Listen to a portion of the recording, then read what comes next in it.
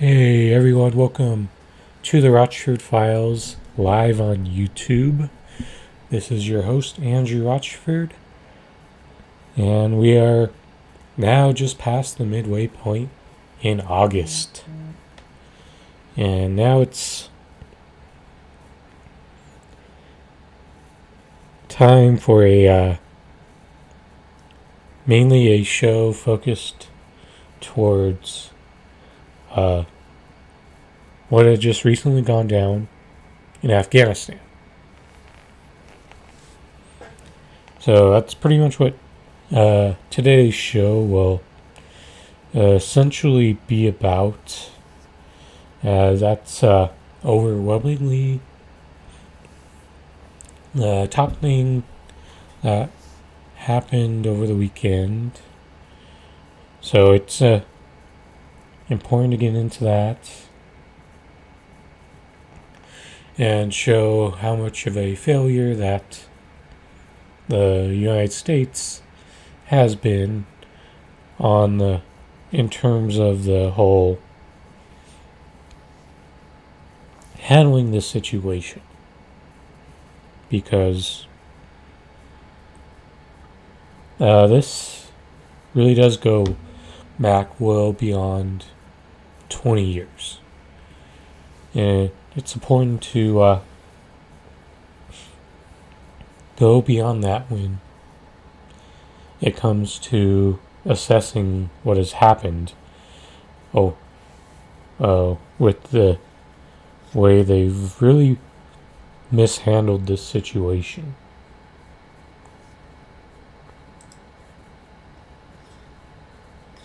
So let's start with this article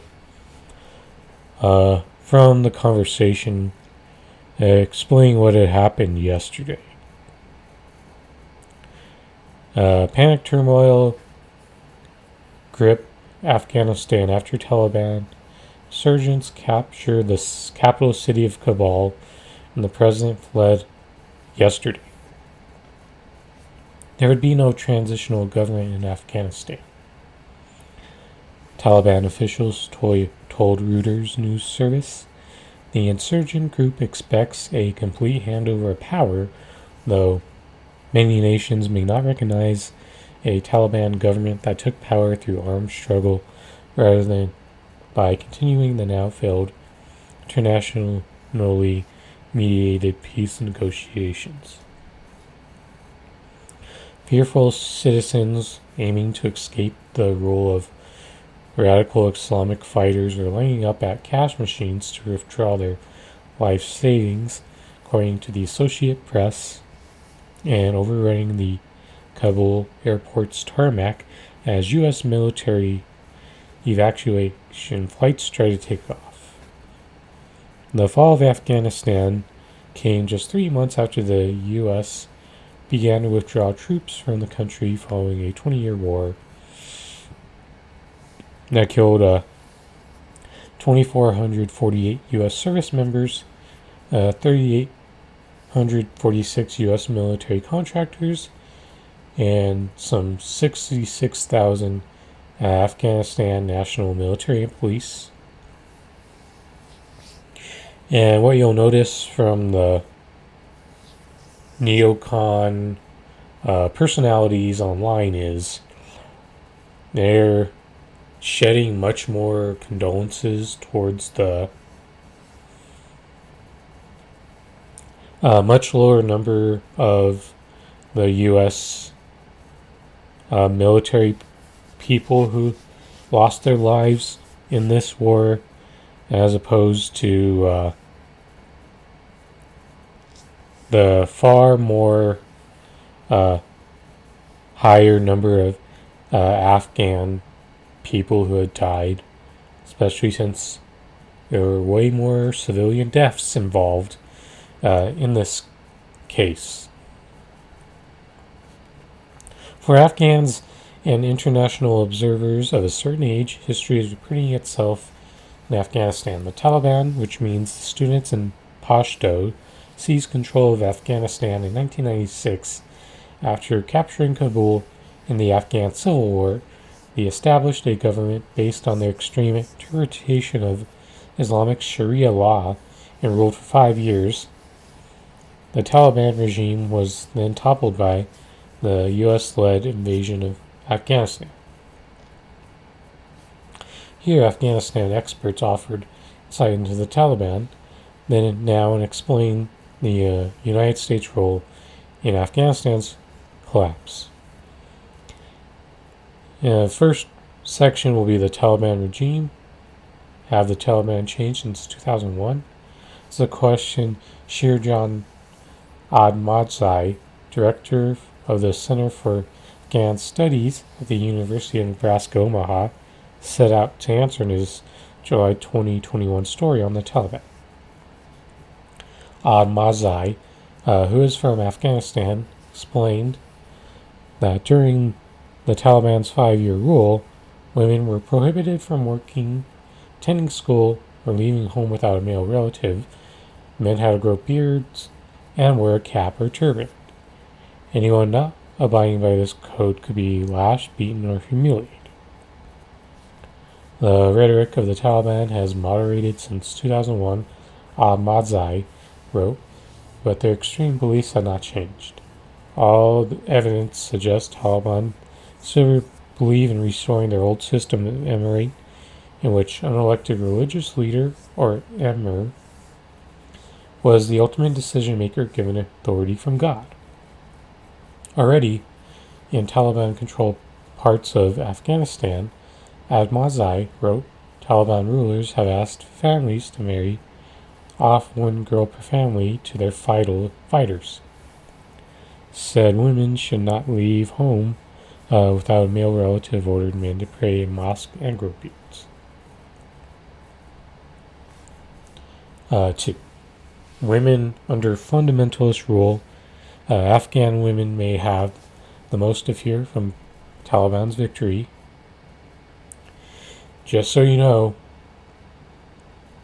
there's still people out there who use that as justification for the United States continuing to interfere in Afghanistan when it comes down to it. Should have never been there to begin with, and how the United States presence has not helped in that regard.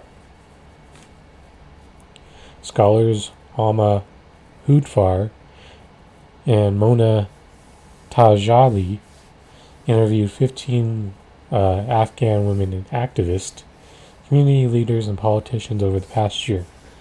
Few of them felt the Taliban believed in gender equality. Reform of the Taliban is not really possible. Their core ideology is fundamentalist, particularly towards women. One 40-year-old women's rights activist from Kabul told Hudfar and Tajali. In international meetings and on social media, Taliban leaders suggest only women have rights according to Islam. A school teacher in northern Afghanistan told the researchers, in the beginning, when we saw the Taliban interviews on TV, we hoped for peace, as if the Taliban had changed, but I saw the Taliban on close. They have not changed at all. A moral tragedy. The United States cannot shrink moral responsibility for the human rights, abuses, and violence that Afghans will likely face under Taliban rule, according to University of Washington philosopher Michael Blake. And it looks like I'm going to disagree here. Pretty strong.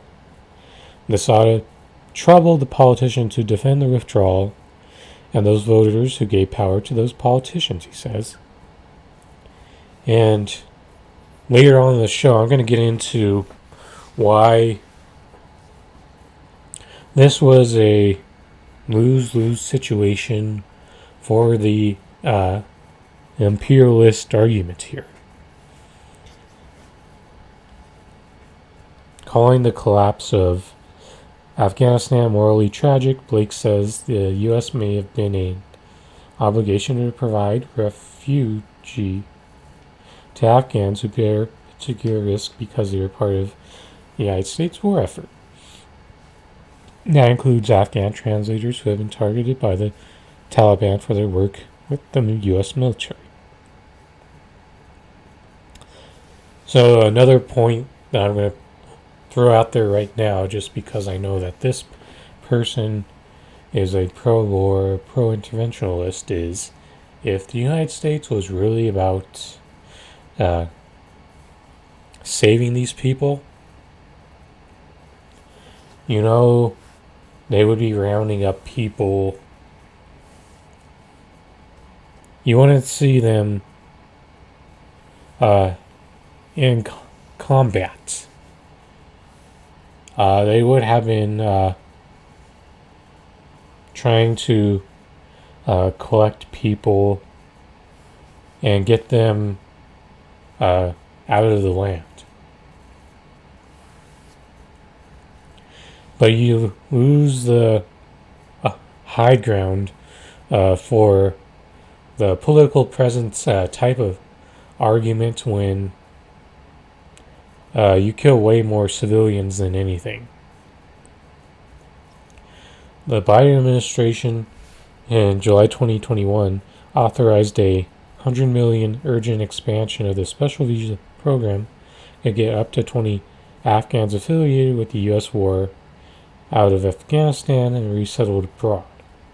But it is difficult, if not impossible, for those people who flee a country out of Taliban rule, and translators are far from the only Afghans at risk retaliation by the Taliban. Global terror threat. Taliban's victory in Afghanistan is also a victory for the terrorist organization in Al-Qaeda, according to Greg Barton, chair in Islamic politics at Deakin University in Australia. Afghanistan was the birthplace of Al-Qaeda in 1988. The group gave rise to terrorist networks and around the world, including Al-Qaeda in Iraq, which were more than to the Islamic State, writes Barton. The U.S. originally invaded Afghanistan to hunt down and destroy Al-Qaeda after the group attacked the World Trade Center, Pentagon, in September 2011-2001. Afghanistan had become a haven for terrorists under Taliban rule. With Taliban's return to power, international terrorist organizations could, sooner than anticipated, begin openly operating out of the country again, said Chairman of the U.S. Joint Chiefs of Staff General Mark Milley on August 15th. Could U.S. forces return to Afghanistan? When President Donald Trump made a deal with the Taliban to end the U.S. war in Afghanistan, acceding to a long-standing Taliban demand, public polls indicated widespread support for the decision that gave President Joe Biden a license to follow through on Trump's decision, says Thomas Allen Schwartz, a history professor at Vanderbilt. But a rapid takeover of the country by the Taliban with subsequent persecution of women and domestic opponents of this regime may well produce a backlash among millions of Americans, Schwartz wrote on August 13th. Schwartz notes that the brutality of the Islamic State executions led U.S. forces back in Iraq after George Bush declared victory there. Similarly, the repression and carnage involved in a Taliban trial could make Biden rethink a full U.S. withdrawal that would cast a profound and damaging shadow over the entire Biden presidency. So, even though you're going to have a bunch of partisan right-wing hacks try to pin this failure on Joe Biden. This is something that has been in the builds for over 20 years, and that everyone involved in this should really all have blame and responsibility for this failure, in my opinion, because you know that this was becoming a lose-lose situation, and that there in the Afghanistan papers, we learned that the telltale signs of this being a lose-lose situation for the United States came as soon as 2003. Yes, you heard that right. The signs of them losing this battle to the Taliban came that soon. However, the issue here is that there's a bunch of pro-war, pro-interventionalists who try to use a moral argument as justification for continuing this fight, and how in this moment it has been a surrender done by the United States, and how conservatives are using that as an opportunity to flex being right in the situation we're in. Let's be real. This is a issue. This is a situation that was a bipartisan fuck up. And all politicians who are in favor of it are complicit with what happened. And there was only one person in Congress who was willing to oppose getting involved in Afghanistan. And that was House Representative Barbara Lee. And she took a lot of flack for that. So we have to acknowledge, give credit for her in that moment, even though this has gone on so long, but she did initially oppose it. Yes, that even means the independent senator, progressive imperialist Bernie Sanders was in favor of this. And this is why it's important to point that out, because more and more over time it becomes more and more clear that Bernie Sanders was a compromised candidate. Before I go too far off into a tangent, let's go to this poor aging statement from former President George W. Bush. Taliban are over. The days of the Taliban are over. The future of Afghanistan belongs to the people of Afghanistan, and the future of Afghanistan belongs to freedom. The days of the Taliban are over. The future of Afghanistan belongs to the people of Afghanistan, and the future of Afghanistan belongs to freedom. The days... See how poorly that aged for former President George W. Bush? Because, as evidenced yesterday, the Taliban took over the capital. And that it is now back to where we were in 1996. But Believe me when I say this. It doesn't. This is by no means a surrender by the military-industrial complex. This is a temporary regather and try again.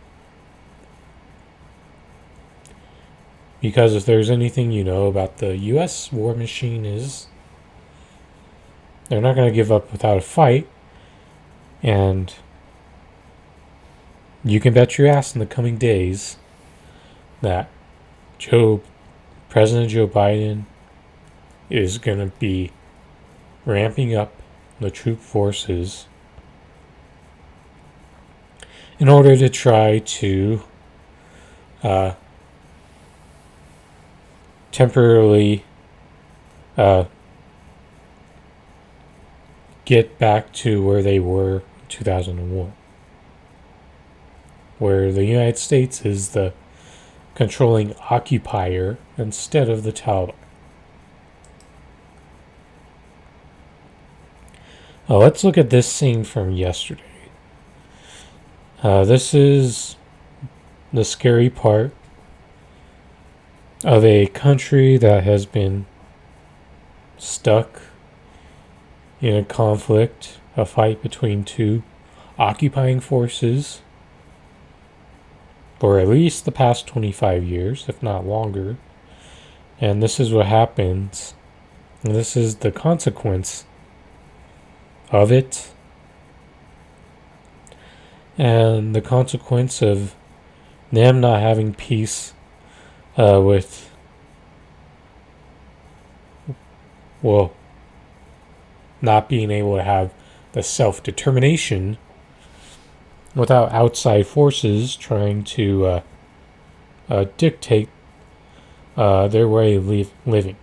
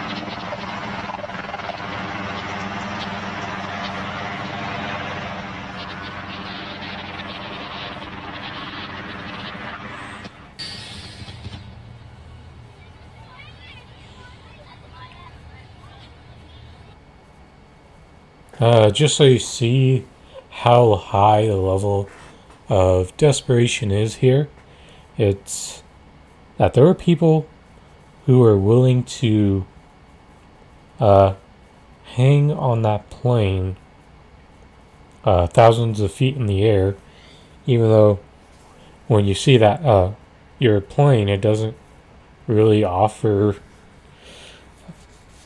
parts on the outside that people can really have a grip to hold on to. So I'm going to play that footage one more time while I go get some water.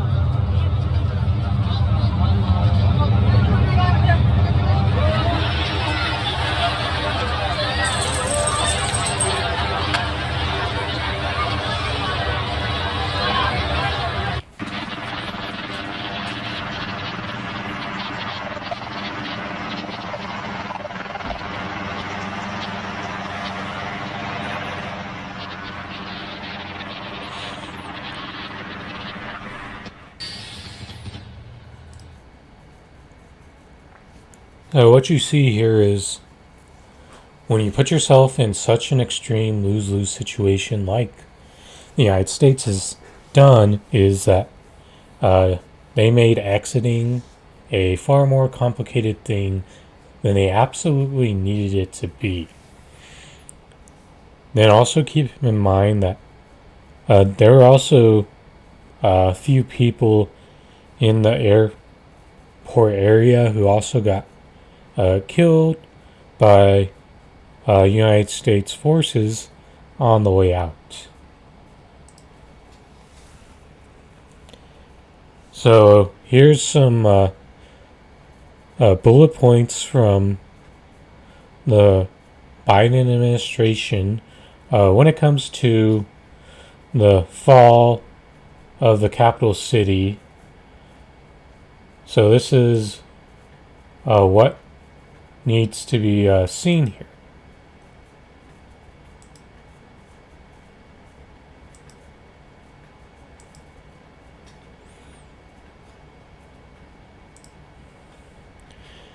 President was not willing to negotiate a third decade of conflict and surge in thousands of more troops to fight in a civil war that Afghanistan wouldn't fight for themselves.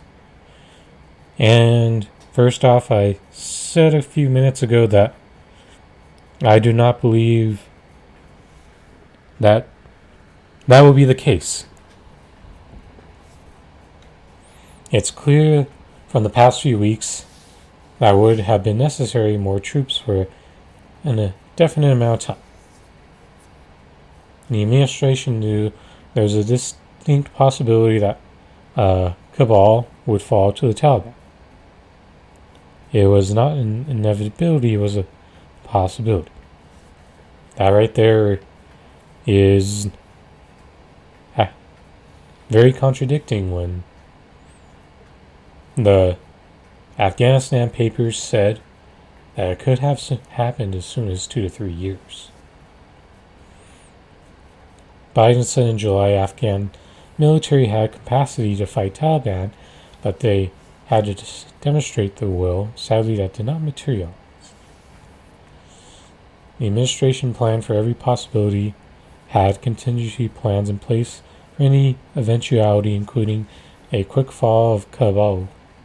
So they had troops pre-positioned in the region to deploy as they've done. Where they focused on safely evacuating U.S.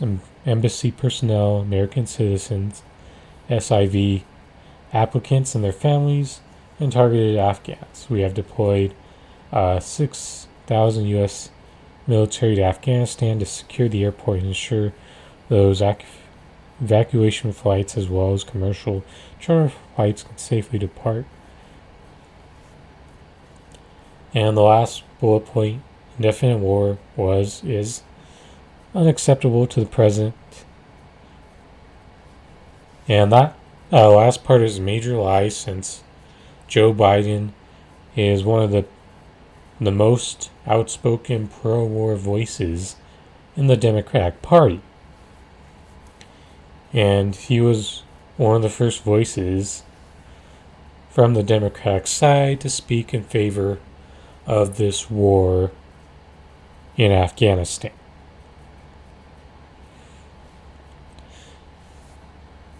And to me, these all feels like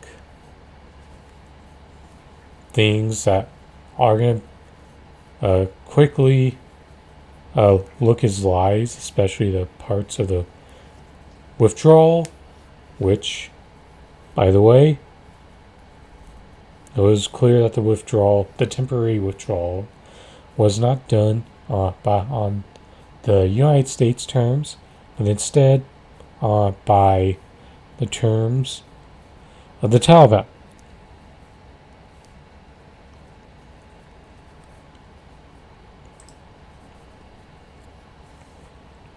Instead, as I said before, this footprint in Afghanistan has gone well beyond these last 20 years, and this statement from Hillary Clinton is very telling of that. The United States has consistently followed a policy of non-interference in Afghanistan's internal affairs. I mean, let's remember here, the people we are fighting today, we funded 20 years ago. And we did it because we were locked in this struggle with the Soviet Union. They invaded Afghanistan, and we did not want to see them control Central Asia. And we went to work. And it was President Reagan, in partnership with the Congress, led by Democrats, who said, you know what, sounds like a pretty good idea. Let's deal with the ISI and the Pakistani military, and let's go recruit these mujahideen. And let's get some to come from Saudi Arabia and other places, importing their Wahhabi brand of Islam so that we can go beat the Soviet Union. And guess what? They retreated. They lost billions of dollars, and it led to the collapse of the Soviet Union. So there's a very strong argument, which is, it wasn't a bad investment to end the Soviet Union, but let's be careful what we sow, because we will harvest. You see, this is very traceable back to the late 70s. Because what you're going to see in the history of the U.S. imperialist state is the United States loves to take action in black and brown socialist countries. And when you look at what Afghanistan was in the mid to late 1970s, they were becoming a socialist democracy. And that was the first point where the United States started meddling to these affairs. So the United States interference made it possible for another occupying force like the Taliban to step in and have their involvement with this situation as well. And this statement from Rania Khalek well explains a point that I've just been trying to make. The West had 20 years to build a state and failed. They made the Taliban look good and facilitated their return.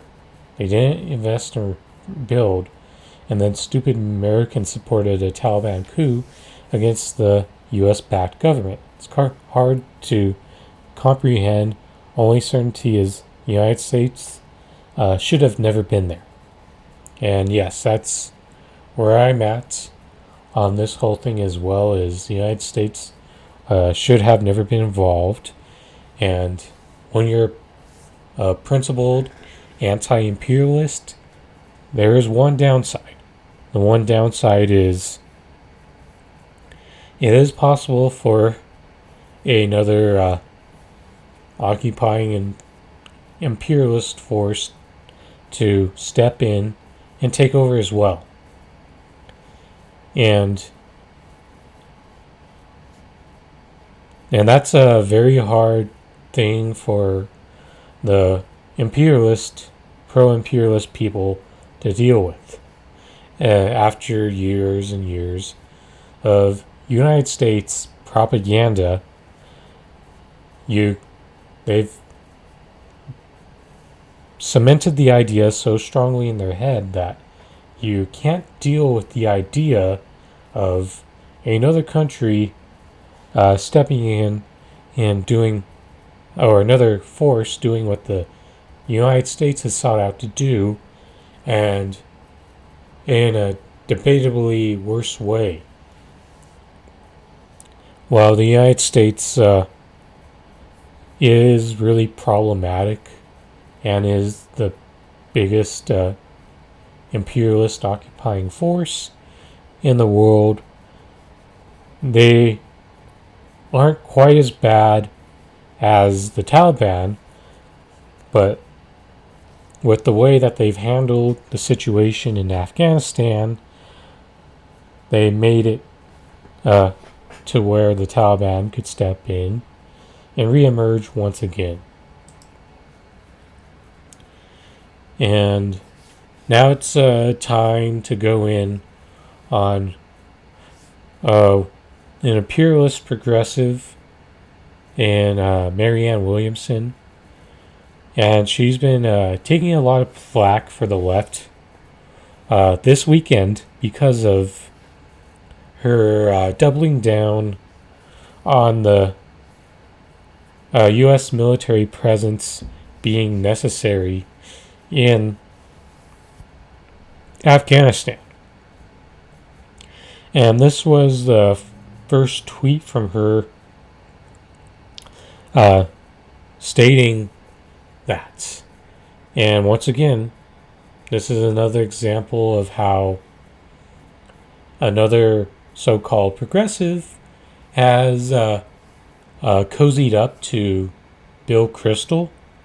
About a week and a half ago, it was House Representative Ro Khanna who had interacted in a way that looked favorable to Bill Kristol. And now this time it was this reply to Bill Kristol by Marianne Williamson. But let's go to the tweet from Kristol first. We could have kept 3,500 troops in Afghanistan and kept a decent status quo. The Biden administration chose withdrawal. We're seeing a humanitarian catastrophe and geopolitical disaster unfold, and now humiliatingly to send 3,000 troops to get the remaining Americans out. And this is Marianne Williamson's reply. There are rare instances where I support U.S. military presence, but in this case, given the Taliban's treatment of women, I agree. And once again, this is the problem that with Marianne Williamson's statement is the U.S. military's presence has not helped. In fact, it has made things worse. And that's the important part that needs to be driven home, even though you see that Marianne, for a blue check, does reply more to people than average. And I know that I could say things that other anti-imperialist feminists on the left could, but I'm not going to have, my words are not going to have the same type of impact because I'm a male, kind of like how I can say, speak in favor of pro-black liberation, but I'm not going to have the same type of impact since I'm white. And this is a similar instance, meaning I can say the right things to oppose this instance of her being in favor of the military presence there. But an actual anti-imperialist feminist is going to hold more weight in this situation, like a Saul Rod, a Rania Kalik, when voices like theirs oppose the statements of Marianne Williamson. It's going to come over stronger for them.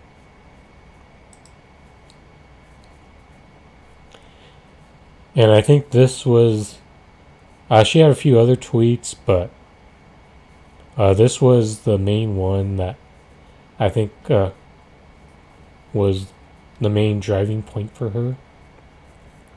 Tolerance of systemic violence against women can't be justified in the name of anti-imperialism. Helping other human beings isn't a savior complex, and leaving the most powerless and desperate people to fend for themselves in the hour of their agony isn't political sophistication.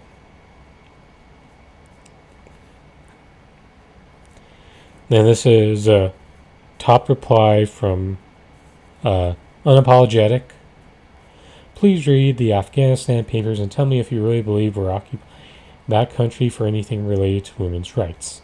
We don't tolerate women's right abuses from USA, who Saudi Arabia, who execute women activists. Don't tell me that's reason for the longest U.S. war in history.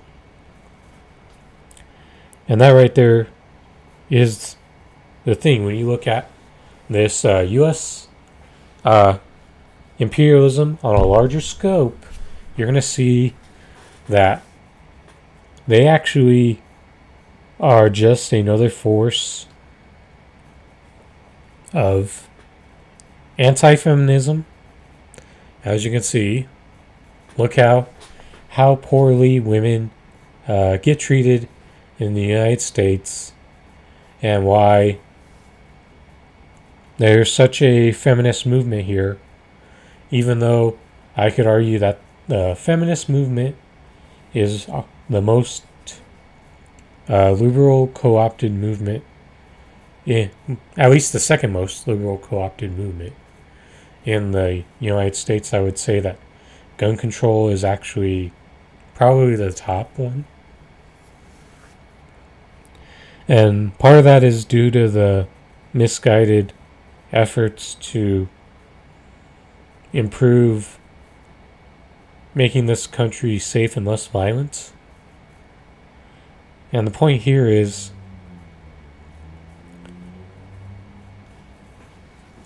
when it really comes down to it, the Taliban is slightly more extreme in comparison to the United States, but to act like one side is drastically better, this situation is absurd.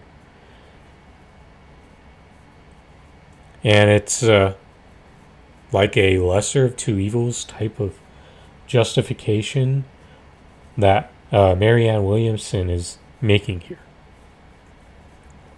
A lot like in the way that she justified voting for Joe Biden, and the argument that Joe Biden isn't a fascist, even though in my mind it is clear that Joe Biden is one of the most fascist politicians within the Democratic Party. And that's what it just boils down to me here is women in Afghanistan are pretty fucked over either way. It's just that a lot of people still have been propagandized into believing that the United States is pro-human rights. But when you see that when you see most of their actions take place in socialist countries, and you're not really serious about human rights when you try to occupy Cuba, Venezuela, Bolivia, Colombia, and try to turn them into capitalist countries, because what we know is capitalist countries are generally going to be a step backwards from socialist or communist countries. And don't get me wrong, I can acknowledge when socialism or communism goes awry in terms of the failure of human rights. But recent history shows that a lot of the failures have to do with foreign interference, such as that from the United States.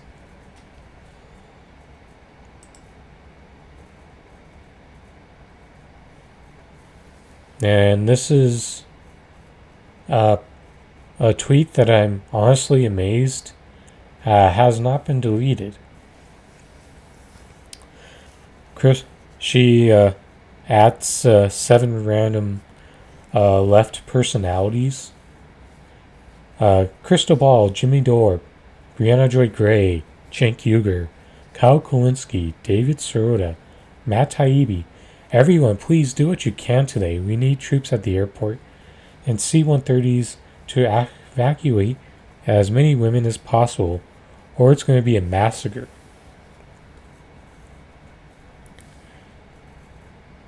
And yeah, and here's the problem with the idea of,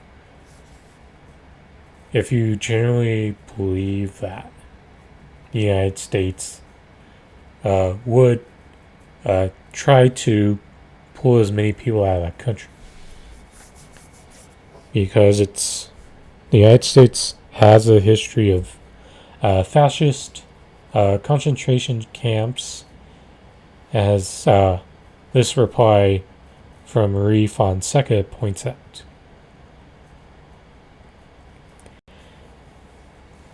Because if they were truly serious about pulling people out, evidence would have shown that as far back as 20 years ago.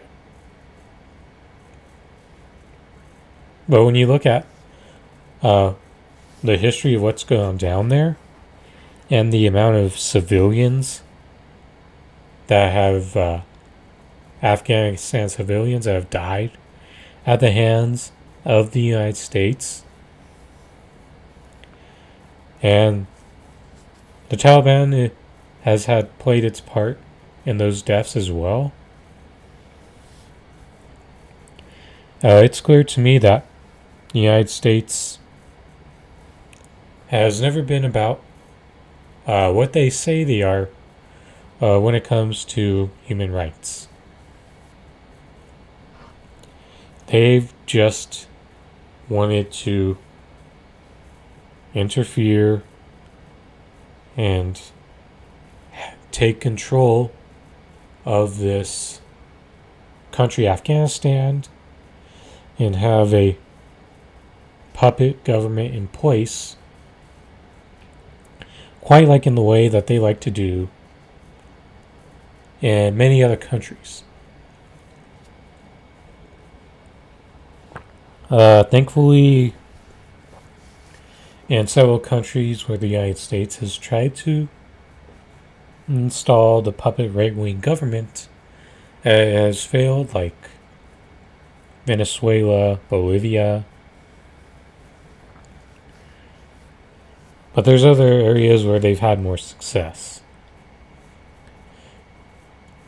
So, I'm going to get more, going to go a bit into satire for a moment, since this is the direction that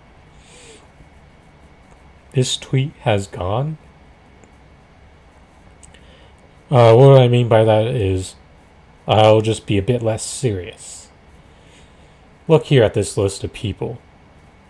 How many of these people do you think would really help Marianne and go into Afghanistan? Crystal Ball wouldn't. Jimmy Dore would probably have a live stream telling her about how she going in on Marianne Williamson and rejecting the call to join. And what was interesting about this is, after Marianne made this tweet, she went to go hang out with Brianna Joy Gray. But even then, I doubt Brianna would go. Kyle Kulinski, as you're going to see shortly, I'm going to point out some both sides from Kyle, but even when that's the case, he still wouldn't go. David Sirota and Matt Taibbi. I thought yesterday the only person who would show up would be Cenk Uygur. And that if Marianne wanted to really get a Avenger type force to save the day, I think she should have called on more TYT affiliated personalities like Anna Kasparian, John Idirola, Emma Vigilant, in order to go fight them. And if she was really, really serious, she would have listed a bunch of random bread tubers to go help.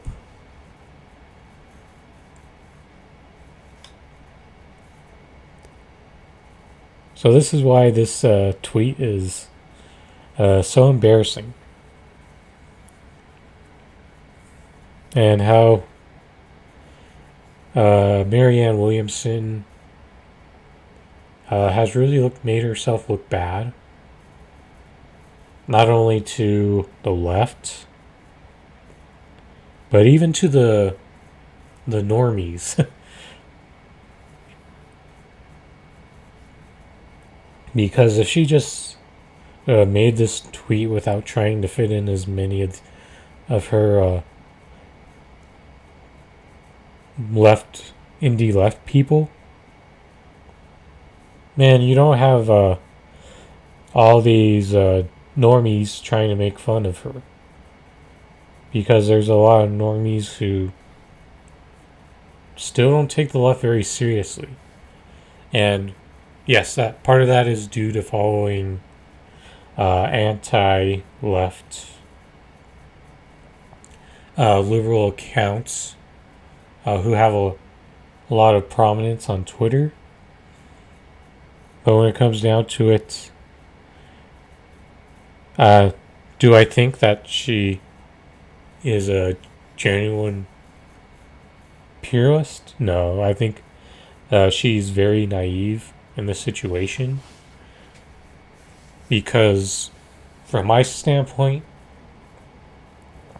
I just see this as a lose-lose situation either way. Taliban is definitely worse than the United States, but the United States, if they're the occupying force that wins, in this situation, I think things would only be slightly better. But to act like this is a situation where the United States is occupying is vastly better is absurd.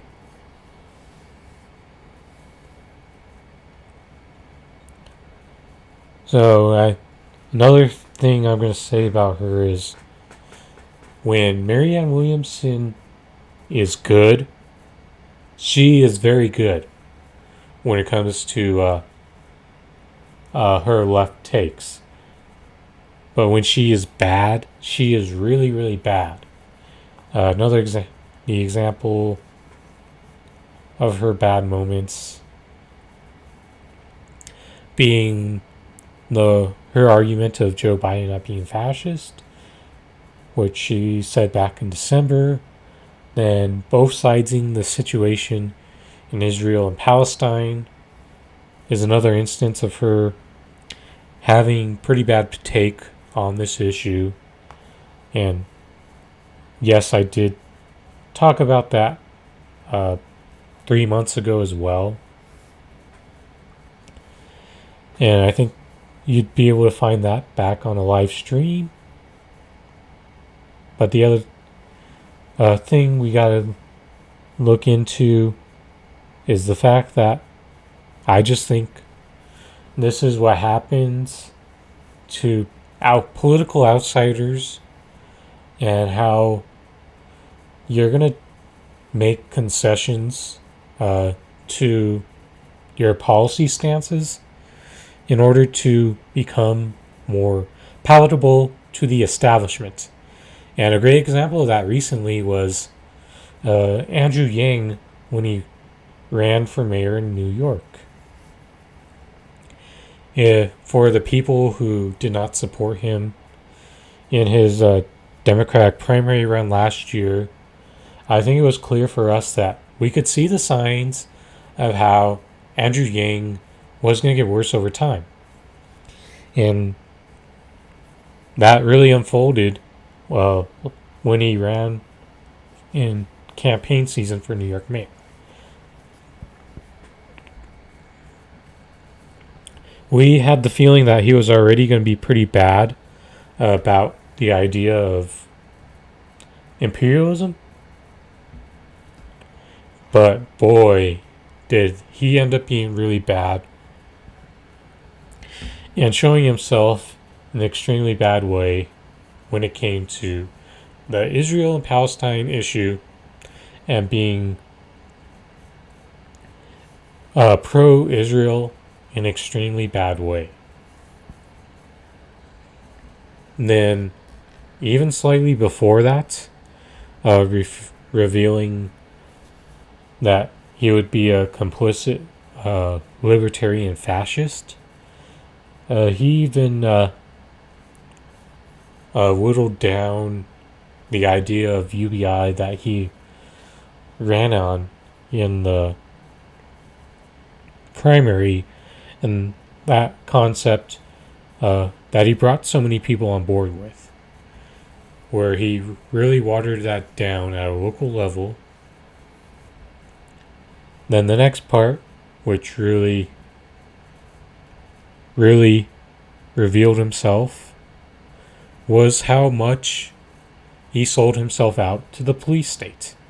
He literally tried to out-cop Eric Adams.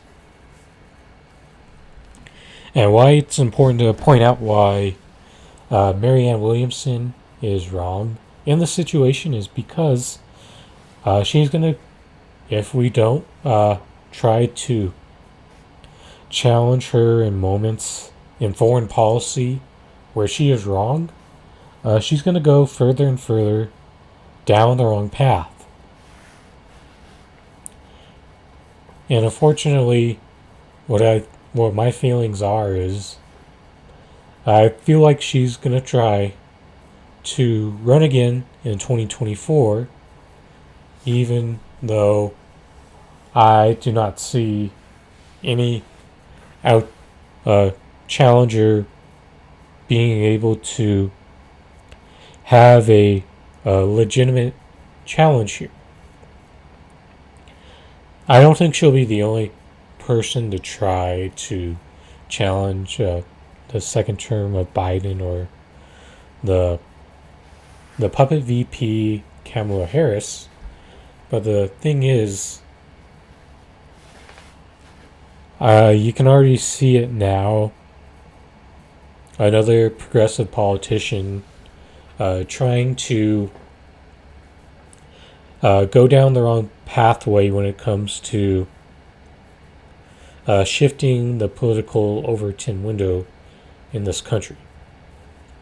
And even though I think that the DNC is going to block off a formal primary, there's still purpose in trying to run a tough campaign and try to the futile act of moving the Overton window left for the Democratic Party. And ultimately, for me, I think the only way that it's really going to happen is by withholding your vote and using it towards a left-wing third party. Because Lawrence O'Donnell said it best. The Democratic Party does not have to listen to the left until you show you're capable of not voting for them. And the reference point of why that failed is Jill Stein reached polling of about 7% in just before the 2016 election. Then after that point, the liberal mainstream media used Russiagate, and guess what happened? She went from the potential polling at 7% down to an actual vote of only 1%, 1.5%. Then when you look at this last election and how Howie Hawkins was barely reaching like 1 to 1.5% in polling, thus showing how little of a true left that we have when it comes to making it count in the election. Howie Hawkins only got 0.3% of the vote. And and that's bad. And that goes to the point of what I've been making about if you want to shift the Democratic Party left at all, it absolutely has to start with withholding your vote from the party at the federal level. And the fact that we have so little people willing to do it just only assures that the Democrats are going to continuously drag people to the right. But the reason why we got to point out where Marianne Williamson is wrong on foreign policy is because this is just going to be another example of a progressive moving to the center in order to try to appeal to liberals and your right-wing moderates.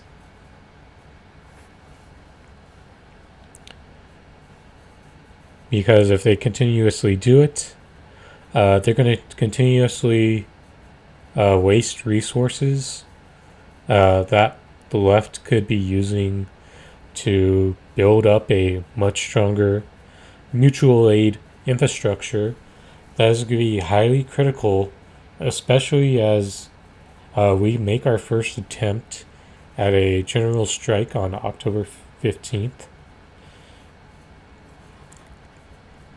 So that's a very important thing to keep in mind here when it comes to assessing what is currently unfolding with progressives and foreign policy and the way that progressives have been running campaigns to appeal more to liberals and the right-wing moderates. Before I shift over to Kyle Kulinski, I'm going to be right back.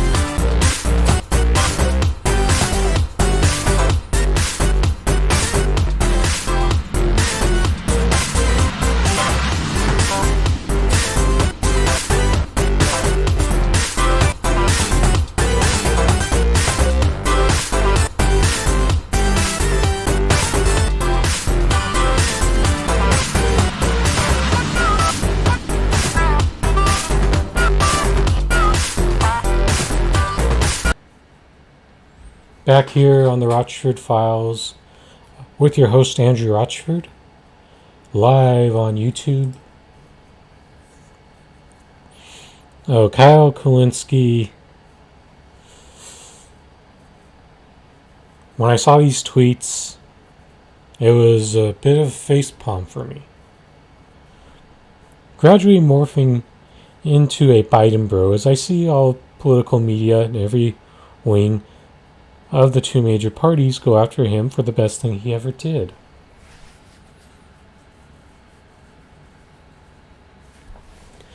Guess what? That strategy, the way that he left, pretty much screwed over people in the process. And that with the amount of people that we killed, then letting other people pretty much carry on that same thing. Mr. President, sir, don't pull out like this. Pull out more orderly over the course of the year so the Taliban can take over 2022 so we can make more money. Alright, I get that point of the argument. That one wasn't quite as cringeworthy because what's clear is the biggest problem with the way that this military occupation has been was, I believe, we spent $20 trillion on this shit. And think about how the United States could have better taken care of its citizens. And why it's important to point out every time that some conservative gets mad at the idea of using taxes on socialist policies. First thing to always point to is the military-industrial complex. Because if the military-industrial complex is cut down by like 75%, that opens up so much more possibilities to take care of the people with socialism policies. But I don't want to go too far off into the tangent.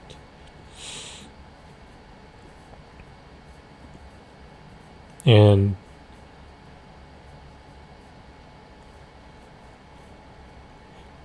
his last tweet, ending a war the previous president only talked about ending. Well, yes, it's technically ending. I do not see it that way. I only think that Joe Biden is in a temporary surrender. And that over time,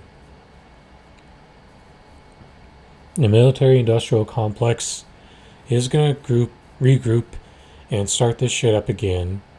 They're going to kill more innocent Afghanistan lives in the process of trying to take over from the Taliban once again, continuing the conflict that the Afghanistan citizens are going to be in constant turmoil over.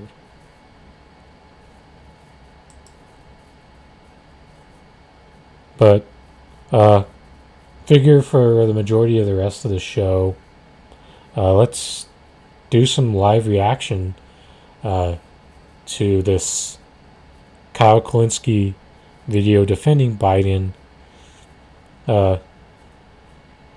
after the Taliban takes Afghanistan over.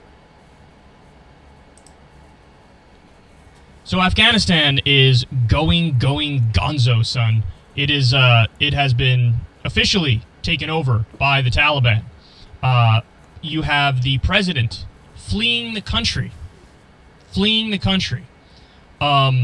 Kabul, the main city. Well, other main cities also fell within the last 3 days, but the main city, Kabul, has fallen. And the Taliban just sort of slowly marched in there and made their way to the presidential palace and sat at the former president's desk. So, I mean, it honestly is legendary how quickly Afghanistan fell. And there's some lessons to take away from that, and we'll get to that in a little bit. But first, let me go ahead and show you a Sky News segment on this. Usually when it comes to a lot of foreign policy stuff, I generally like to lean on outlets that are not American because I think they usually do a better job. So here's Sky News piece on what just happened in Afghanistan. We'd been warned, but this was the first time that we realized something was happening. Gunfire followed by people running. Police vehicles suddenly appearing on the streets that were emptying fast. Within minutes, helicopter gunships appeared over the presidential palace and government buildings in the center of Kabul. Anti-missile systems firing chaff into the air. The Taliban had entered the city and the American pilots knew it. For hours they circled above, but there was nothing they could do to stop the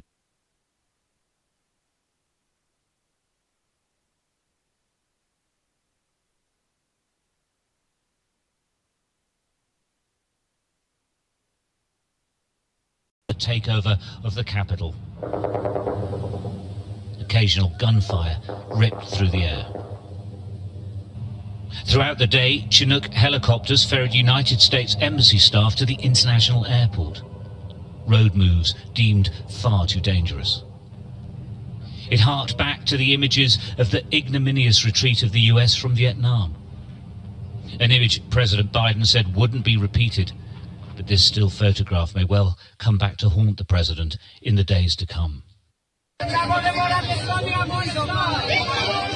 In Kabul, crowds gathered to welcome the Taliban. They greeted speakers with enthusiasm. I hear a lot of shouting near the presidential palace. I watched as the Taliban entered the very heart of this country's government. I think it's a procession of the Taliban. Yes, it is. There's the white flag, and they're coming down the street just next to us. Inside the presidential palace, they rammed home this remarkable takeover, posing in the offices of power, a power that after 2 decades of trying has failed to finish them. The tension in Kabul has been at bursting point. As we left our hotel to see what was going on, the Taliban were right in front of us. They stared, but let us pass. It won't be like this for long. These streets are usually heaving with people and cars. They were deserted. Traffic jams are a permanent fixture here, the reason army and police checkpoints. Now, though, we pass through unimpeded. These heavily armed mini-fortresses now unmanned. Once again, the Afghan soldiers have melted away. We're in just a very short while after the arrival of the Taliban, and news had spread through the city. The streets are really empty. I mean, we were here only a day or so ago, and in the hours from this morning we could see it was absolutely chock-a-block with people. Now it's pretty quiet, pretty empty. A lot of people have just gone home. There's no real sort of authority on the streets anymore. This population knows what's coming. Some of the changes are subtle. No jeans and t-shirts now. They've changed into traditional shalwar kameez clothing, and there's no women to be seen.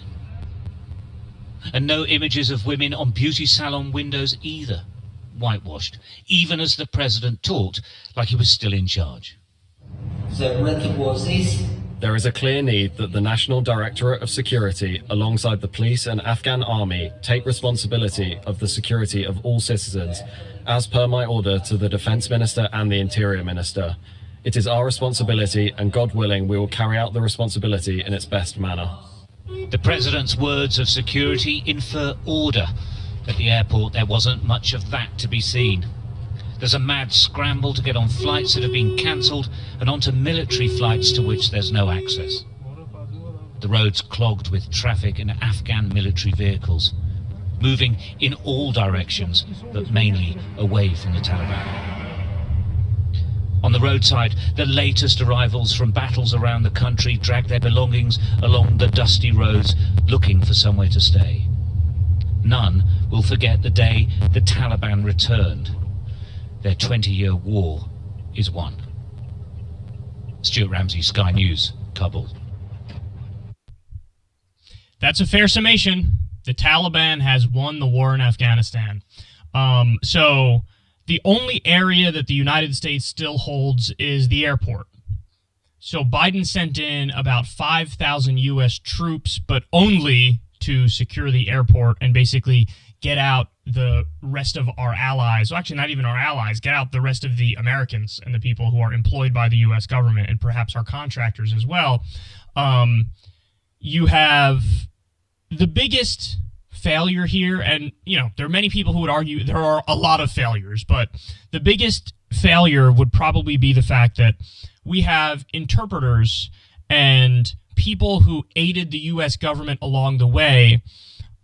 There's about 88,000 allies of the U.S. who are from Afghanistan and in Afghanistan, and we have a really arduous process to get into this country and get through immigration. It's a 14-step process. And as a result of that, as a result of the bureaucracy, fewer than 2,000 people have been let into the United States legally. So 88,000 desperately need our help, and only 2,000 have already been let in. So to the extent you can talk about failures, that's probably the biggest failure, is that there should have been a streamlined process for the people who really depended on us and we depended on them throughout this whole process, that they should be let in. And because this is what they were promised all along. They were effectively promised, hey, if you're an interpreter for us or if you do X, Y, or Z for us, then we'll let you in. And it appears like that's not happening, and a lot of these people are screwed. So I do feel terrible for those people. If I was Biden or if I was in the federal government, I would be trying to actively work on streamlining that process and get as many of these people to safety as possible. Now, as of right now, there has been no fighting. There has been no bloodshed. At some point, it'll probably come. But the Taliban has taken a largely hands-off approach because they know that the government is fleeing. So, in fact, the head of police under Ghani, the former Afghanistan president, they're keeping the same head of police, and the Taliban has already sworn him in. So they're taking some people who were in government positions, and they're saying, you can stay in that position, but now you're just part of the Taliban and working for the Taliban. As you saw there, the airport is hectic, and a lot of people are desperately trying to flee. You heard about some of the rule changes that are already in effect in terms of what's allowed. Now, let's get into some of the amazing facts about this. The United States spent $90 billion with a B to train 300,000 Afghanistan military fighters. 300,000 Afghanistan military fighters. 90 billion. You know how many Taliban there are? About 75,000. This isn't about numbers, and this isn't about training, and this isn't about equipment. This is about a complete and utter lack of will to fight. And the reason why there's a complete and utter lack of will to fight is because Afghanistan is basically a fake country, and it was completely and utterly propped up by the United States of America. And so you have the 75,000 strong Afghanistan, which is a lot weaker than the number of people who were allied with the government, but they have a governing philosophy and they have the will. And so as a result of that, they're easily winning this. In 2019 alone, the United States dropped 7,423 bombs on Afghanistan. And by the way, there were mass civilian casualties with that. I wonder what that money could have went towards. The amount of money it cost to drop 7,423 bombs. The U.S. a number of times lost track of weapons that were in Afghanistan. Well, guess what? Now all of the weapons that were given to the 300,000 person strong Afghanistan military, they're going to go to the Taliban now. So we ended up making the Taliban a lot stronger than it ever would have been simply by our meddling in the country and our attempt to prop up a fake government effectively. See, that right there is the main problem that I have right here is the fact that for all the justification of continue to carry on this losing battle in Afghanistan is the fact that the United States has effectively aided the Taliban and made them stronger. That's what really happened here. And the fact that the absurd amount of money that got spent to train those amount of people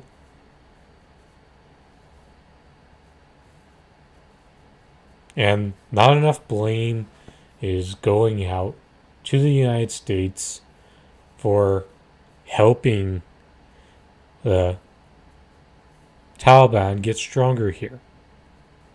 It's too much of the focus has been on the typical American exceptionalist ego here of where you're upset about losing anything, but you're not upset about losing the right things like some of the left is.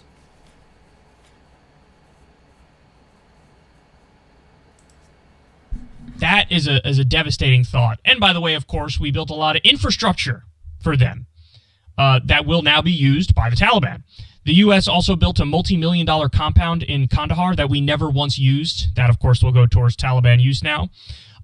There's plenty of U.S. money for Afghan schools that went to our allied warlords, who we've talked about previously on the show, who had child sex slaves, and the Taliban. Some U.S. troops, we've been in Afghanistan so long, 20 years, that some U.S. troops have actually watched their children go to the exact same war, which is hard to wrap your mind around. Now, let me give you some more information on this. U.S. News had some great numbers laying out the facts here. American service members killed in Afghanistan through April, 2,448. U.S. contractors killed, 3,846. Afghan national military and police, 66,000 killed. Other allied service members, including from other NATO member states, 1,144. Afghan civilians killed, 47,245. Taliban and other opposition fighters, 51,191. Aid workers, 444. Journalists, 72.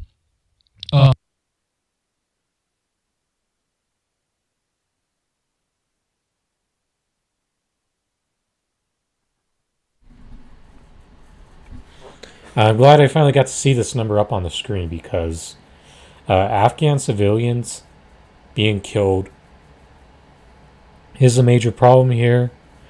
And with this U.S. imperialism, it's the civilians who always pay the biggest price.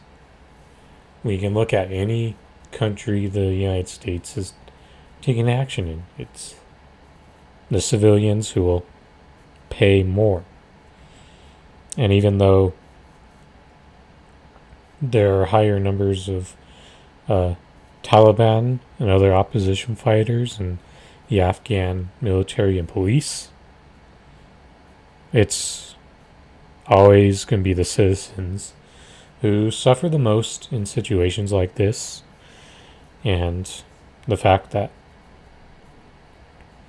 we could have avoided this suffering, avoid it adding to it, I should say, is because it started back in the 70s with the United States interference in Afghanistan.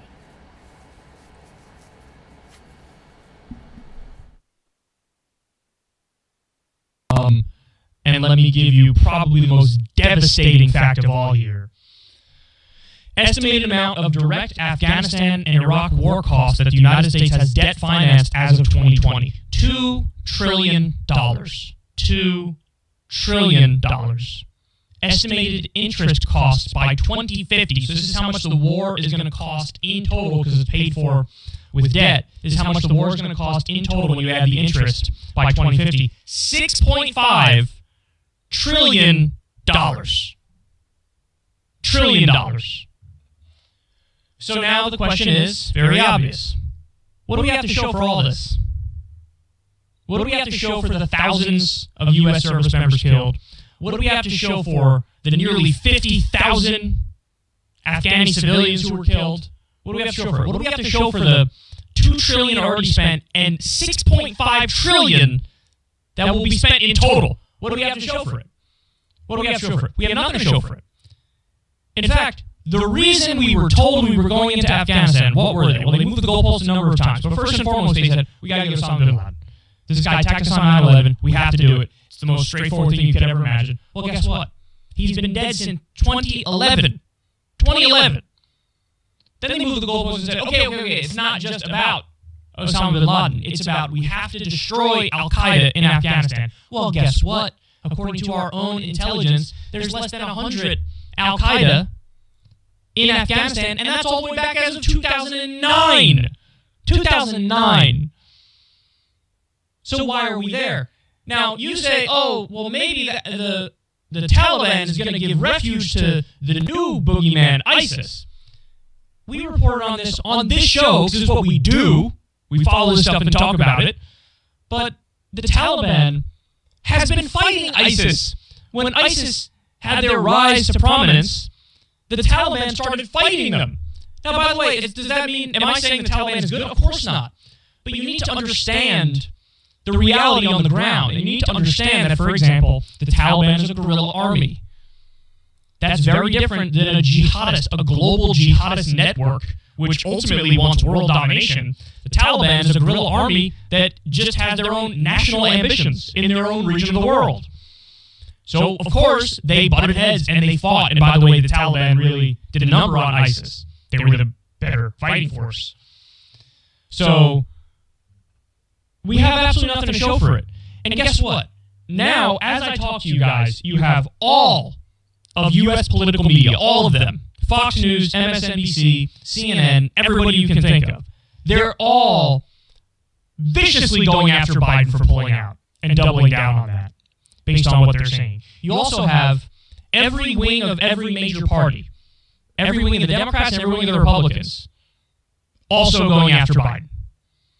I haven't heard a single word from any of the left flank in Congress. I haven't heard a single word from any of them. Nobody's out there defending what Biden did and explaining how, listen, what other option did we have? And this is where I'm going to pose this to all you. Now, it seems like the conventional wisdom is, well, why did we do this? The Taliban took over. Why did we do this? Why did we do this? We shouldn't have done this. So what's the implication? The implication is you should stay there forever or draw down in a more orderly way that takes longer. Well, they already extended the timeline. So what would your timeline look like? And here's the main takeaway, guys. When you see how fast Afghanistan folded like a cheap lawn chair, there is no timeline and there is no amount of an orderly withdrawal that would have averted this. So as I told you from early on, this bears another point of another small downside of being anti-imperialist is from the viewpoint of the pro-imperialist person is the fact that they're going to get upset when a country refuses to stand up for itself. And for us, it's unfortunate. And yes, part of self-determination is the unfortunate self-surrendering. That's unfortunately a problem that you'll just have to deal with if you're truly principled about being an anti-imperialist voice. And another issue that a pro-imperialist person just can't take whatsoever is a country that refuses to stand up for itself. And the fact that you could argue that Afghanistan just let this happen, and they were going to let this happen regardless of how long the United States stood in Afghanistan and why wasting resources on a country that won't fight for itself makes no sense whatsoever. And that's why it is important to make that point, even though pro-imperialist people cannot stand that and try to make you seem like a less moral person for pointing out the fact that it's possible that countries do let bad things happen to them.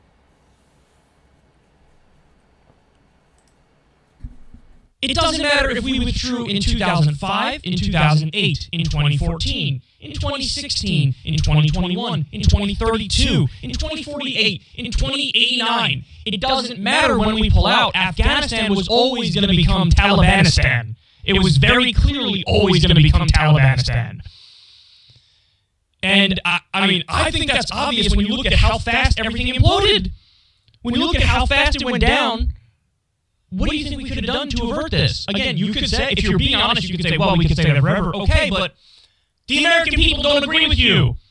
The American people don't agree with you. And also, as I said, we were told the goals were get Osama bin Laden, check. Get rid of Al-Qaeda, check. So what the hell is left? What's left?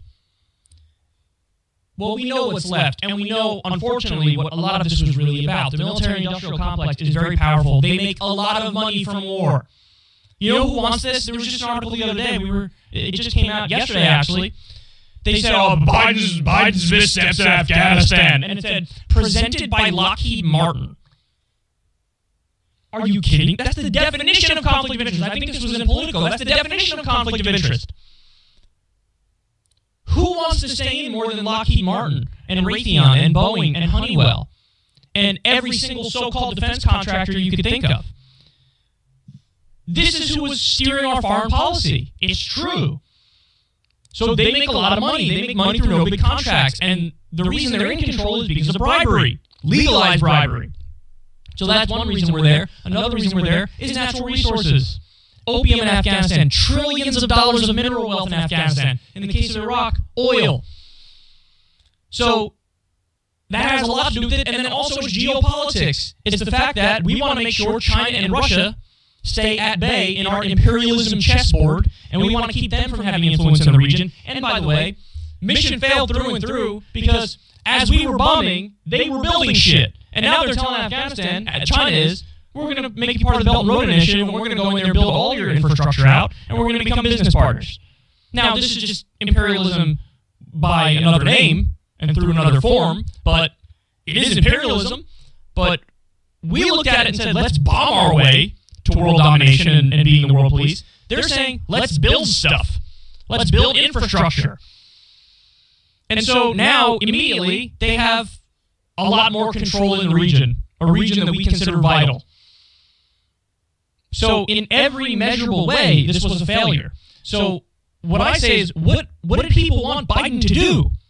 What did you want Biden to do? Stay there in a half-assed way forever. Stay there forever with boots on the ground in an all-out way. What did you want? Nobody's giving a serious counterproposal. The conventional wisdom serious people are just saying, just not like this. That's their only point, is like, you just getting out in the way you got out is not the way to get out, because, look, bad things happened.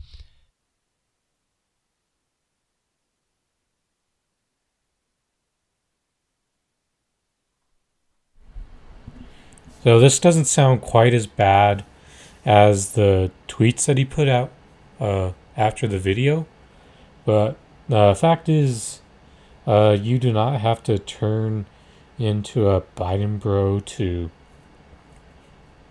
justify defending the withdrawal from Afghanistan. Because the facts are, I think I made a video about Kyle and Crystal both falling for the propaganda about 2 to 3 months ago on the Biden administration, talking about their withdrawal date and how it turned out to not age well, and they ended up adding more troops for the course of this weekend. And the fact that why I think this is going to end up turning up bad for Kyle Kulinski is the fact that I do not believe that the U.S. is going to stay committed to this. I think it's only going to be a matter of time before they return and resume the battle. It may not happen for a few months, maybe not even a few years, but I'm pretty certain that the military is going to be back in Afghanistan once again. And I know that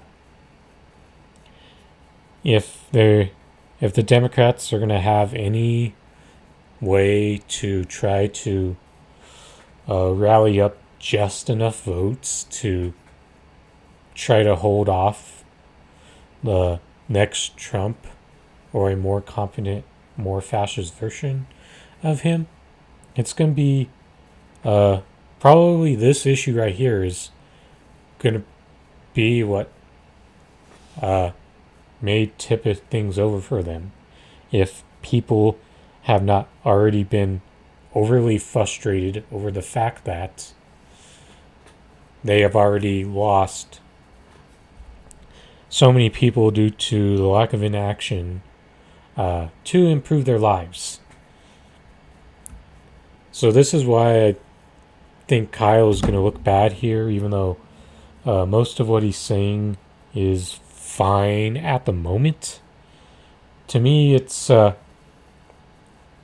once again is stemming back to not being so naive and giving too much trust into these actions, just because overall I do not believe that when it comes to foreign policy that by and large that Biden is going to hold suit.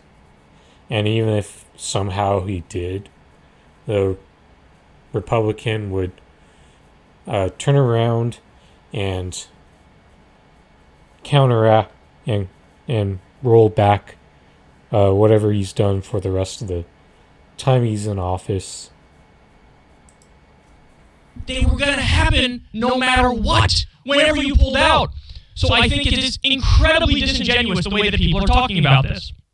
Now, by the way, you want to hear a really interesting fact? I find this incredible. So again, it is unanimous, it's across the board, everybody's going after Biden for what he did, or his so-called allies are staying silent on this, which I would argue honestly is the best thing he ever did. Nate Cohn of the New York Times says, one minor note on the fall of Saigon, because that's what everybody's comparing it to. Like, oh my God, look, this is exactly like the fall of Saigon in Vietnam. Hold on. The takeaway from that story was not, we should have stayed in Vietnam forever. So why is everybody pretending like that's the takeaway from the story? He says, one minor note on the fall of Saigon. Whatever embarrassment it may have meant for the United States or the Ford administration, it's not really my recollection that it hurt Ford politically or was an important issue in the 1976 campaign.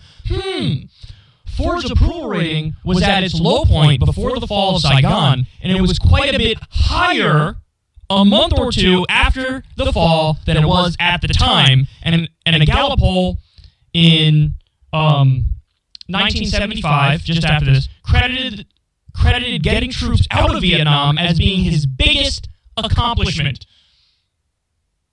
His biggest accomplishment. So at the time, everybody flips out and everybody's like, oh my God, this is terrible. We're so embarrassed. How can we mess up this bad? How can we be so stupid? And then a poll comes out afterwards, and it is Gallup, official, respected polling outlet. And apparently, the American people said, actually, that's his biggest accomplishment. What did I tell you guys recently? There's a poll that came out, and on every area, Biden dropped. In every area. Handling of the economy, handling of coronavirus, you name it. One area where he went up. Afghanistan.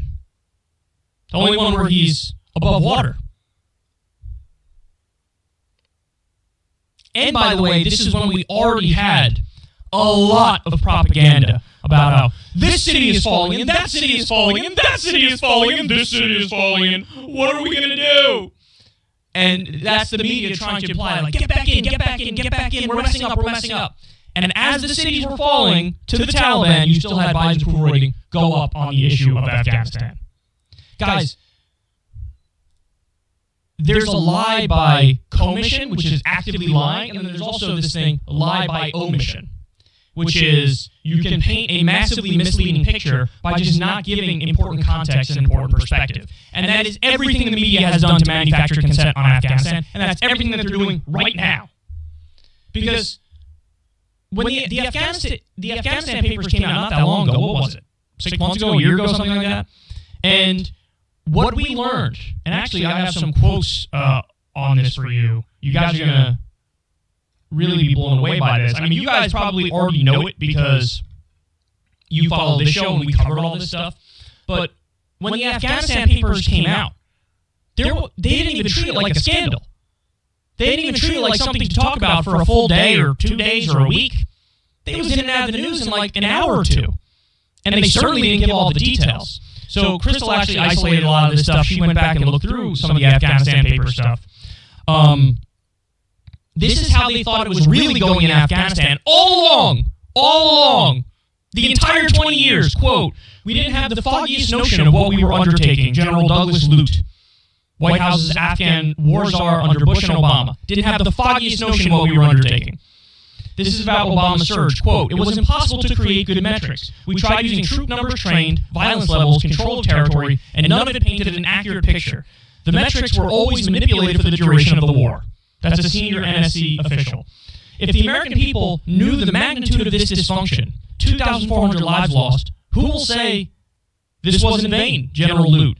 Every data point was altered to present the best possible picture. Surveys, for instance, were totally unreliable, but reinforced that everything we were doing was right, and we became a self-licking ice cream cone. That's from Colonel Bob Crowley, Senior Counterinsurgency Advisor. Our biggest single project, sadly and inadvertently, of course, may have been the development of mass corruption. Ryan Crocker's ambassador to Afghanistan under Ryan Crocker was the ambassador to Afghanistan under Bush and Obama. So this is just some of the quotes. They admit every step of the way, we don't have a goal, we don't have a mission, we don't know what we're doing, we're just here. It's a total mess. As I've told you guys before,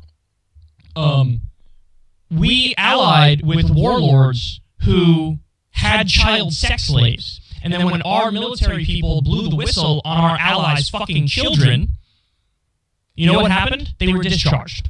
So instead of saying, whoa, this is crazy, maybe don't arm them, maybe don't back them up, they said, shh, keep it on the low because we need their support. So those were your options in Afghanistan. And if you take anything away from this segment, it needs to be this. Your options were warlords with child sex slaves, the Taliban, or a deeply corrupt U.S.-backed government, which is completely fake, which is a total puppet government, which has no popular support. So there are no good answers. So we come full circle to, what are we doing there? I told you guys, $90 billion to train 300,000 Afghanistan soldiers. And they ran away the second they heard a Taliban soldier fart to Tajikistan. So you know how much it would cost for free college in this country? About $60 billion. We spent $90 billion training a military that ran away instantaneously. So to look at all this, and your takeaway is, well, obviously we should have just stayed, or we should have withdrawn in a more orderly way. It just shows how disconnected from the American people the media is and the parties are, but also how disconnected from the facts they are. From the facts. This whole thing was effectively a scam. Biden is right to get out, and he's right to double down, and he's right if he triples down. Now, by the way, I'm holding my breath. Why am I holding my breath? Because there's been nothing but wall-to-wall criticism of Biden, and so now he's forced to come out and make some sort of statement. Lord only knows what he's going to say. Joe Biden absolutely deserves some prior criticism due to being part of the voices that were, especially on the Democratic side, in favor of going to this war of Afghanistan. And we should not be framing it as a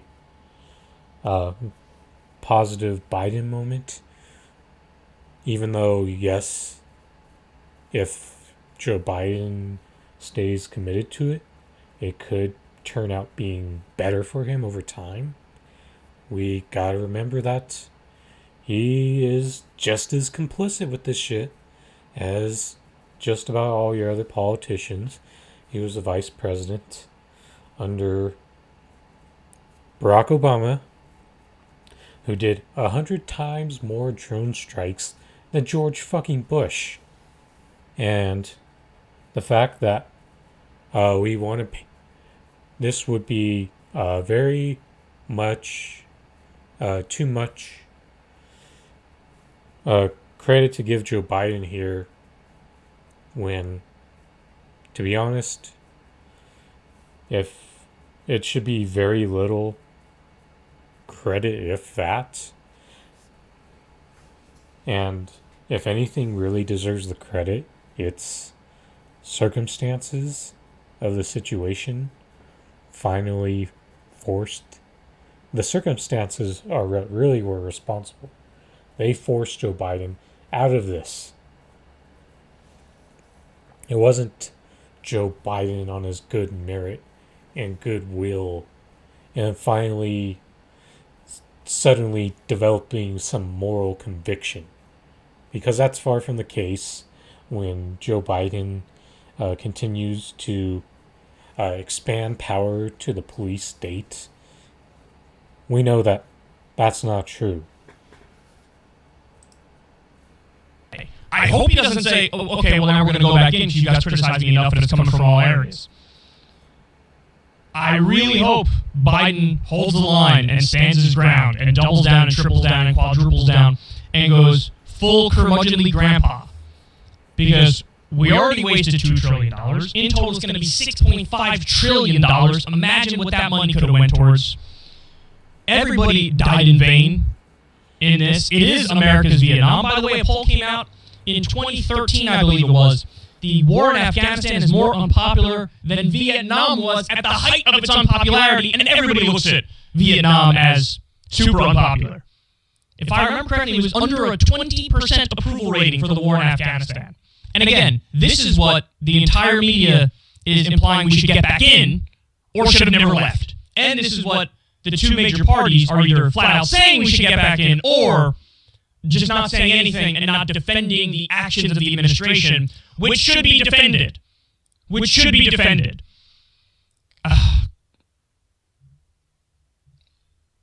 This is beyond frustrating because this is the best thing Biden has done, and he's getting more shit on it than anything ever else. Ever. As I've been saying, there's a fine line with this. It's because he should not be given more than a tiny bit of credit here. But from the left standpoint, we should be pointing out how he was responsible for this, and this is really damage control on his part right now. And that's what we've got to, the point that we got to drive home here. He's not right by choice. This is to me like backdooring your way into the right decision. To me, it's like you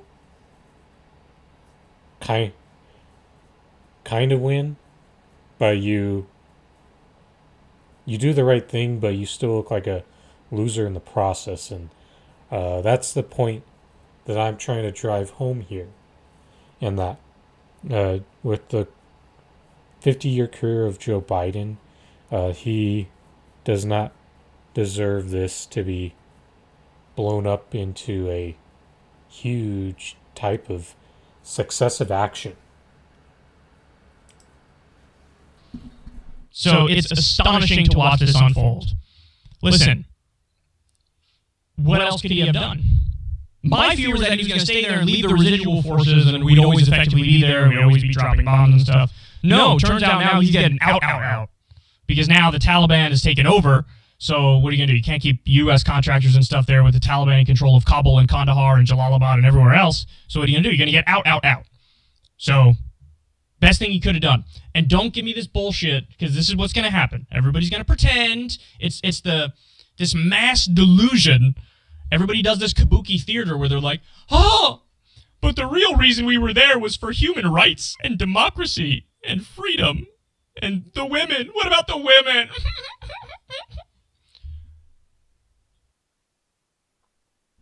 I hope that was him throwing some shade at Marianne Williamson, because that was her main argument of continuing to carry on this occupying force in Afghanistan. So I really do hope that was some shade thrown at her, because that was absolutely a bad look on her part. Our top ally is Saudi Arabia. In Saudi Arabia, women have no rights. In Saudi Arabia, they behead people in the public square for witchcraft and sorcery and adultery, drug smuggling. If you want to talk about women's rights, why don't you address where we actually have sway first with our allies? Why don't you go try to bring about women's rights among our allies first? Why don't you do that? It's not really about women's rights, and it's not really about democracy. We prop up dictators all over the place. Our top allies are dictators or authoritarians or theocrats or a mix, or obviously. So it's not about human rights. It's not about democracy. It's not about freedom. It's not about justice. It's not about women's rights. And if you believe it is, God, I have a bridge to sell you. And you are just so incredibly naive. But watch. The entire commentary in the media will be about how this makes the U.S. look bad, and what about democracy, and what about the women? And it's just going to be the dumbest conversations you've ever heard in your life. And we're already seeing them. We're already hearing them. We're already seeing them. This is the best thing Biden did, and I hope he stands strong. And listen, I'm curious to see what happens. The propaganda onslaught is overwhelming, and maybe it'll move the poll numbers a little bit. Like maybe Biden's, the view of how Biden's doing on Afghanistan will go down. But I don't know. I think it's possible that generally the same thing that happened with Ford in Vietnam happens with Biden, where it really doesn't hurt him that much. Because I don't know about you guys, but if you talk to anybody who's not poisoned with the DC brain rot, most people tell you, like, what are we fucking doing? Come on, let's just get out. We're done. I don't want to do this anymore. We don't want to waste our money on it anymore. What are we policing an area halfway across the world for? So who knows? But I really hope he stands strong. And I'm gradually morphing into a Biden bro as I see every... I gotta point this out. Kyle Kulinski has just enough DC brain rot to continuously advocate for the idea of trying to reform the Democratic Party. He may be more open to the idea of a third party, but we know that he doesn't really believe that it's going to work. So, because otherwise he would really be trying to push it stronger. He has just enough DC brain rot to say that if you're too hard on the progressives in Congress, that they're not going to follow through on fighting for policy that they say they support. So just so you know, even though he calls out people for having a lot of DC brain rot, Kyle Kulinski does have a bit on his part, just enough to keep people sheep herded into the Democratic Party. Everybody and their mother go after him for the least bad thing he's done. In fact, it's the best thing he's done. This was going to happen This was going to happen no matter what.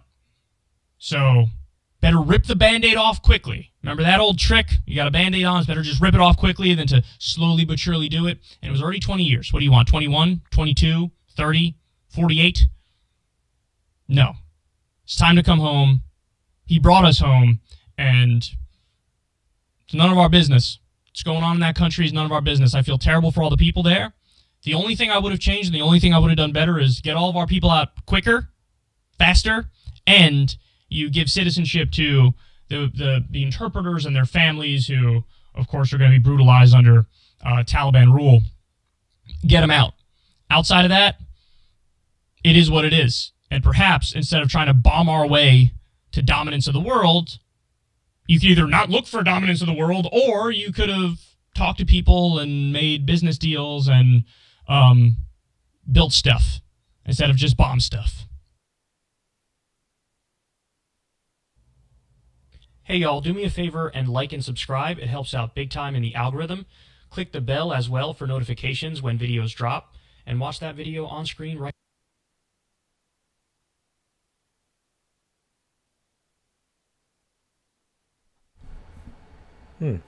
That's interesting. I didn't realize Kyle had a new video about a new plea for likes and subscribes when he's one of the top 5 biggest left media personalities. So the last thing I'm going to say in relation to Kyle is the fact that it's sad to say that this could be one of the biggest positives in the Biden administration, because if he had just done a bit more, that could have upped the already underground floor of expectations that we've had for the Biden presidency.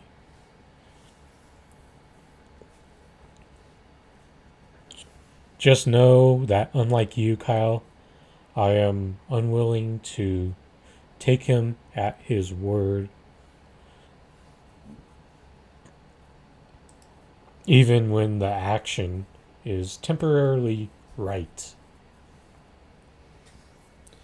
And I think Caleb Maupin has more of the mindset that I do when it comes to the United States and the Taliban. Caleb is a very good left-wing historian voice. And he says, what's next for Afghanistan? I suspect U.S. has made some type of arrangement with Taliban after years of negotiations. U.S. has been keeping Afghanistan unstable, so the terrorism and drug gains spill over into Iran, Russia, and China. This wasn't a defeat. It was a handoff. And that's a very strong point there, and why I do not think that this is going to end up going the way that a person who is less critical of what Biden has said today about the decision to finally leave.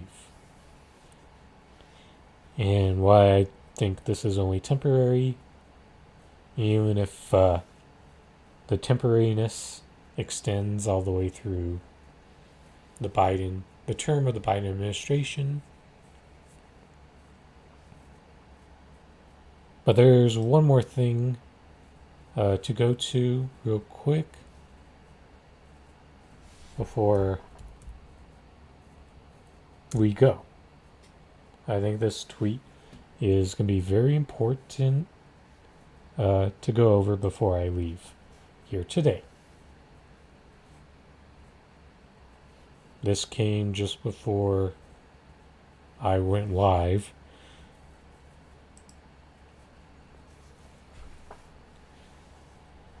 And this tweet came from Kyle Becker. Harris was reportedly pressed to give an update on Afghanistan to the American people but refused. White House source says Kamala Harris could be heard screaming today, "They will not pin this shit on me." See, this is how pathetic the vice president is, and how she's being a political opportunist here. And that's a lot of the reason why Joe Biden made her the vice president. She used to have one of the more progressive voting records, even though she had very strong cop tendencies when it came to enacting local actions in her state of California. And this shows how she is such, the top cop is such a puppet vice president. You gotta keep in mind, she was installed into the position in spite of the fact that she had 0 good delegates and so little support in the primary that she had to end her campaign before any real voting or caucusing took place. And this shows you how little, how much her political conviction is completely gone. Come on. We've seen, you can look at many of the previous vice presidents, and rhetorically, they've stood true to what they were in the past. And Kamala Harris is trying to be the quiet puppet in the corner. That way, she could be poised and well positioned to have a presidential run in the future. And the reason why this is a problem is her strategy of trying to sit quietly in the office and wait her turn is actually causing the establishment to have pause on her automatically getting handed the role of president in 2024. And it just may be why there's a tiny bit of life for the Democratic Party, and how they may just very well a real challenge to take place here. Even though I'm still only given very little hope that happens, this is why the Kamala Harris is down very bad. And how her strategy taking place right now is blowing up spectacularly in her face. And in this moment, at least, even though Joe Biden is still one of the most complicit voices when it comes to the war in Afghanistan, and this sudden remorse should not overtake his actions, his previous actions. It's worse when you don't have any type of backbone to have a strong position one way or the other. And other than Kamala Harris's trip to the global south, she has not had any type of political courage from the moment she has stepped into office in the Biden administration.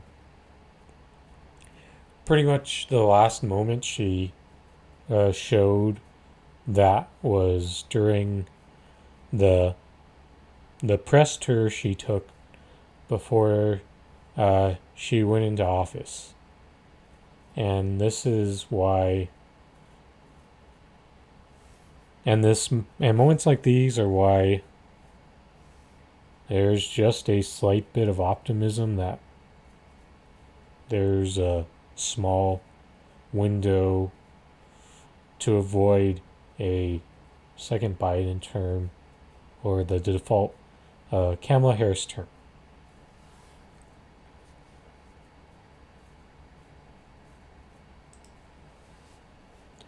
That will do it for today's episode of the Rochford Files with your host, Andrew Rochford. It would be great if you could please like, share, and subscribe to the Rochford Files channel. I've recently created a playlist for the content on my show. Got a playlist for like sports content and also for celebrity related political content, and lastly independent left related. So with that being said, please subscribe to the channel, follow the Rochford Files channel on Twitter at A Rochford Files, my Twitter account at NugLifeComrade, NUGGLIFE Comrade. I just recently changed my display name on Twitter to Bolshevik. And I'm surprised I didn't come up with that idea sooner. Perfect bridge of my Nuggets fandom and left-wing political figure in Bolshevik. And with that being said, tomorrow actually will be the last day of NBA Summer League coverage. So in the latter half of the week, I'll probably finally have a NBA free agency stream. So I'm gonna set up the Twitter Spaces as well. So I'm leaning towards possibly Thursday on the fact that, yes, I'm leaning towards Thursday for that NBA stream. So the fact that, and I'm going to have Twitter Spaces, my first live Twitter Spaces, that way people can join the chat with me and talk about what they think about what has gone down. Since even though I do political commentary and analysis from an independent left perspective, I still like to have streams talking about sports, professional wrestling, and I'll occasionally delve into a bit of pop culture as well, even though I usually can only carry that on for like limited segments and not full shows like those other two topics. And oh yeah, I gotta work on this Saturday. I'm gonna make this announcement. I will be at the Denver for Julian Assange event on Saturday. I'll be providing a live stream of the event, but I will have to do that through Twitch unless I get a massive influx of subscribers. Please help me. I need 983 more subscribers if you want a live stream on YouTube of this Denver for Assange event. So I hope to meet with a couple of the other independent left people who are supposed to be at the event, such as Steve Poinkinen of Slow News Day and Misty Winston of Facts on the Ground and Bitch with Comrade Misty. So that's this Saturday. I will be down there for the Denver for Julian Assange Media Caravan and provide some more on the ground coverage, because I will try to do that on a limited basis, even though I will not have the time to commit to full-time organizing or full-time on the ground coverage.